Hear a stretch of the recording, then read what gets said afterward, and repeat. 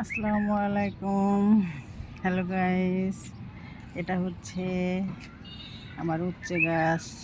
দেখছেন উচ্ছে গাছ কত সুন্দর হয়েছে, একদম ছোটোবেলা থেকে ধরা শুরু করছে। এই দেখেন, এই যে ছোটো ছোটো উচ্ছে, এগুলো অরিজিনাল দেশি উচ্ছে। এগুলোটা খাইতে অনেক মজা, একদম তিতা লাগে না। আর দেখছেন একবারে গাছ গোড়ায় থেকে হওয়ার পর থেকে একদম গোড়ায় থেকে ধরছে। এই যে দেখেন, একদম এই যে গোড়ায় থেকে গাছ ধরছে। এই ছোটো ছোটো উচ্ছেগুলো অনেক ধরে। আমার গতবার হয়েছিল, মাশাল্লাহ অনেক খাইছি, সবারই দিছি, বাসার সবাইরে। এই দেখেন, এই দেখেন কত সুন্দর হয়েছে, মাশাল্লাহ আলহামদুলিল্লাহ। এই যে আরও অনেক ছোটো ছোটো হয়েছে, এই যে অনেক ছোটো ছোটো। এই যে মাশাল্লাহ যেটা হয় সেটাই টিকে। এই যে দেখেন এখানে প্রত্যেকটা গাছ গোড়ায় থেকে ধরছে। এই যে দেখেন, এই যে একদম গোড়ায় থেকে ধরছে। এই যে আলহামদুলিল্লাহ।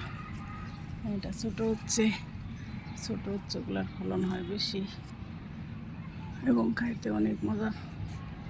এই যে দেখছেন, আলহামদুলিল্লাহ। গতবারের চেয়ে এবারকার গাছটা আমার আরও বেশি সুন্দর হয়েছে, মাশাল্লাহ। তিনটা জায়গায় গাছ হয়েছে। অবশ্যই এগুলো আমি বন্দি নেই, বীজ থেকে হয়েছে। গাছে পচা সার দিতাম, তরকারির কাটার অবশিষ্ট অংশ, উচ্ছিষ্ট অংশ দিতাম, সেগুলো থেকে এই গাছগুলো হয়েছিল। এই দেখেন কত সুন্দর, এই যে প্রত্যেকটা জায়গায় হয়েছে, এই যে প্রত্যেকটা জায়গায় হয়েছে।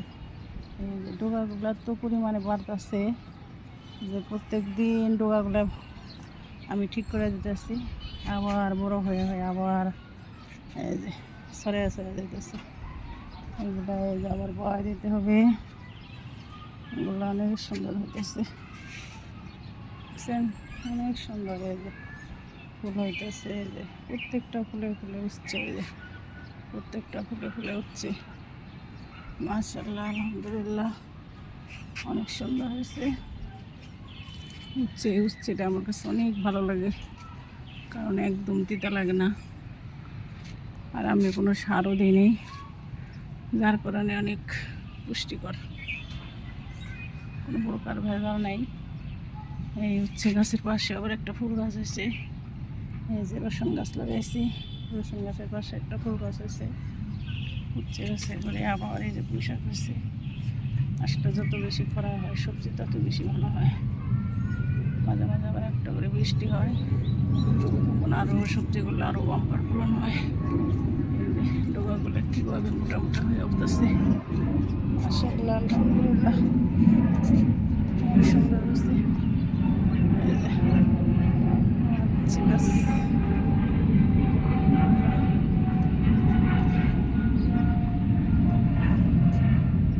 সবাই যারা যারা আমার মতো এগুলো লাগাইতে চান, ছাদে একটু পরিশ্রম করলেই একটা ভাঙ্গা পাত্র, একটা ভাঙ্গা বালতি, একটা ফোমের ভিতরে কিছু মাটি দিয়ে আপনারা যে তরকারি প্রতিদিন কাটাকাটি করেন, সেটা থেকে যে উচ্ছিষ্ট অংশটা বের হয়, সেটা পচিয়ে জমা করে গাছের গোড়ায় দিলেই সার হয়। আর আপনার বাড়তি সার কেনা লাগে না, কোনো খরচ হয় না।